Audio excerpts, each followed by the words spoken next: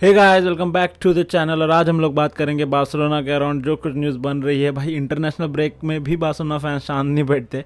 इतनी सारी न्यूज़ बनाई है बार्सिलोना के अराउंड, बनाई है बनी है पता नहीं है, बट हाँ जो है उसके बारे में बात तो करनी पड़ेगी। तो हम लोग आते हैं पहले ऐसे ही एक न्यूज़ के ऊपर जो कि है फ्लोरियन विर्ट्ज़ के अराउंड। फ्लोरियन विर्ट्ज़ ऐसा प्लेयर है जो कि नंबर 10 के रोल में खेलता है। उसके अराउंड एक अटैकिंग मिडफील्ड के तौर पे खेलता है समझ लो। तो ऐसे प्लेयर की बार्सिलोना को ज़रूरत है। अगर मुझे नहीं लगता बार्सिलोना को ऐसे प्लेयर की ज़रूरत है, पर मुझे इस पे बात करनी है क्योंकि लिए बार्सिलोना का इस प्लेयर के साथ लिंकअप आ रहा है, बहुत सी न्यूज़ आ रही है। तो मुझे नहीं लगता कि बार्सिलोना के ऐसे प्लेयर की ज़रूरत है क्योंकि हमारे पास पहले ही बहुत से ऐसे प्लेयर हैं जो कि अटैकिंग मिडफील्ड में खेल लेते हैं। पेड्री है, गावी है। सो हमें नहीं लगता कि हमें उसकी ज़रूरत है।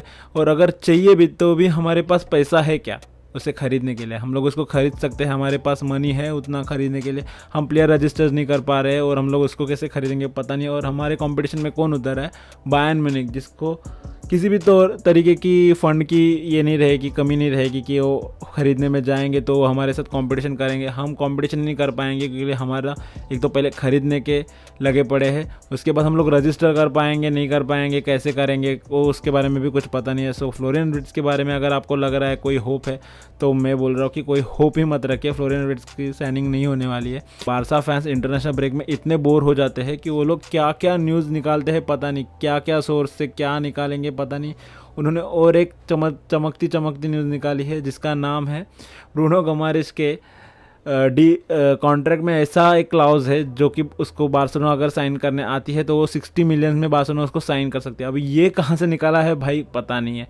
एक तो फ़ैन पेजेस कहाँ से ये न्यूज़ निकालते हैं उसके बारे में भी पता नहीं चलता है। अगर ब्रूनो गमारिश के कॉन्ट्रैक्ट में ऐसा क्लाउज होगा भी कि वो बार्सिलोना उसको साइन कर सकती है, तो मुझे नहीं लगता कि बार्सिलोना उसको साइन करेगी क्योंकि उसमें भी 60 मिलियन का रिलीज़ क्लॉज है। भाई उतना भी हम लोग नहीं पे कर पाएंगे और वो हमारी नीड है ही नहीं। हमें एक लेफ्ट बैक चाहिए, हमें एक राइट बैक चाहिए, एक लेफ्ट बैक चाहिए। उसके बाद हमें जॉ कैंसेलो को परमानेंटली साइन करना है। उसके बाद हमें जॉ फिलिक्स अगर अच्छा परफॉर्म करते हैं पूरा सीज़न तो हमें उसको भी साइन करना है। सो हमें ये सारी चीज़ों पे भी ध्यान देना है। सो बार्सिलोना क्या करेगी, ये सारी चीज़ों के बारे में सोचेगी या कोई फ्लोरियन विर्ट्ज़ को लाओ या ब्रूनो गमारिश को लाओ ऐसे डील पे साइन करने के पीछे जाएगी। तो मुझे नहीं लगता कि बार्सिलोना ये दोनों डील पे ही वर्क करने वाली है। और जहाँ तक बात है डिफेंसिव मिडफील्ड की, तो ब्रूनो गमारिश से अच्छा है हम जुबिमेंडी को साइन कर ले, जोशुआ किमिच को साइन कर ले, वो अच्छा रहेगा क्योंकि वो ज़ैवी के प्रीफर डिफेंसिव मिडफील्डर है। अगर उन्हें साइन करते हैं तो ज़ैवी के दिल की साइनिंग होगी, ज़ावी को जो चाहिए वो प्लेयर होंगे। सो मुझे नहीं लगता कि इन सारे प्लेयर्स के पीछे जाना चाहिए बार्सिलोना को। बार्सिलोना की नीडेड जो साइनिंग है, मतलब बार्सिलोना की जो नीड है वही साइनिंग बार्सिलोना करनी चाहिए। पहले तो हमें लेफ्ट बैक साइन करना चाहिए, उसके बाद एक राइट बैक साइन करना चाहिए, उसके बाद हमें जाना चाहिए डिफेंसिव मिडफील्ड की तरफ। और अगर ये सारी साइनिंग करने के बाद भी हम कुछ और साइन कर सकते हैं तो हमें जाना चाहिए लेफ्ट विंग की तरफ।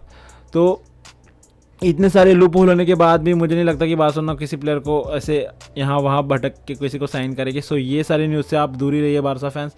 और जहाँ तक बात है लेफ्ट बैक की पोजीशन पे, तो हम लोग लामासिया के एक प्रोडक्ट पे वापस एक बार बिड मारने जा रहे वाले हैं शायद से, और उसका नाम है जुआन मिरांडा, जो कि अभी रियल बैटिस में खेल रहे हैं लेफ्ट बैक की पोजीशन पे और अच्छा परफॉर्म कर रहे हैं उस पोजीशन पे। तो आई थिंक कि बार्सिलोना सोच सकती है उसको वापस लाने के लिए। उसके डील में कौन सा क्या क्लाउज है पता नहीं, पर उसका डील 2024 में ख़त्म हो रहा है समर में। सो आई थिंक कि बार्सिलोना उसको साइन करने जाने वाली है।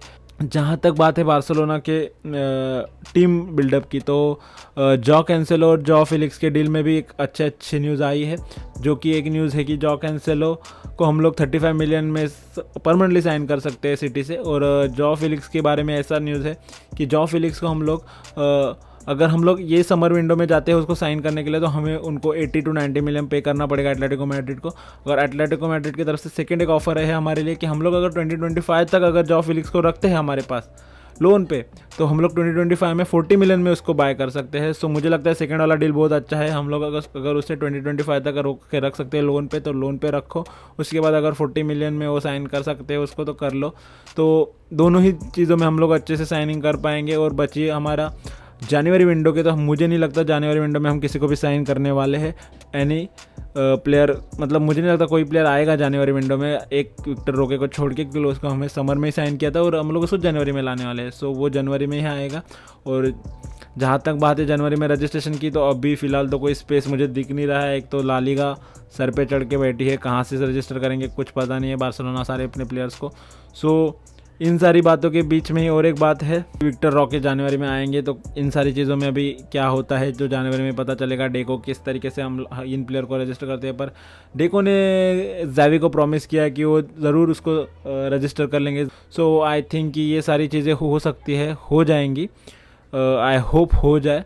और जहाँ तक इंटरनेशनल ब्रेक की बात है, तो भाई इतना बोरिंग होता है इंटरनेशनल ब्रेक। हमें एज अ फुटबॉल फ़ैन या as a club football fan, मतलब हम जिस भी क्लब को फॉलो करते हैं उनको खेलते हुए देखने के लिए कितने तरस जाते हो, ये इंटरनेशनल ब्रेक में पता चलता है।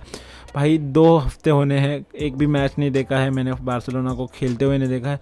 सो आके तरस गई हो, भले ही हारे जीते कुछ भी हो जाए, पर मुझे बार्सिलोना को खेलते हुए देखने में जो मज़ा आता है वो मज़ा और किसी में नहीं आता।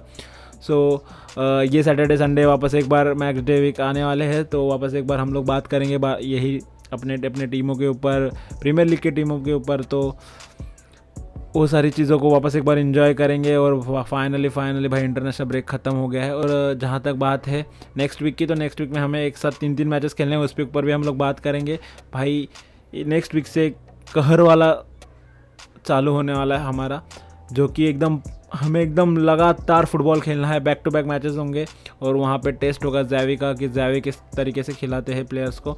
और हमें रोटेशन करते हुए खिलाना पड़ेगा प्लेयर्स को, क्योंकि इंजरीज़ हमारे पास इतनी हो गई है कि हम लोग उस पर मतलब सोचेंगे तो भी डर लग रहा है मुझे तो उस इंजरीज़ के ऊपर।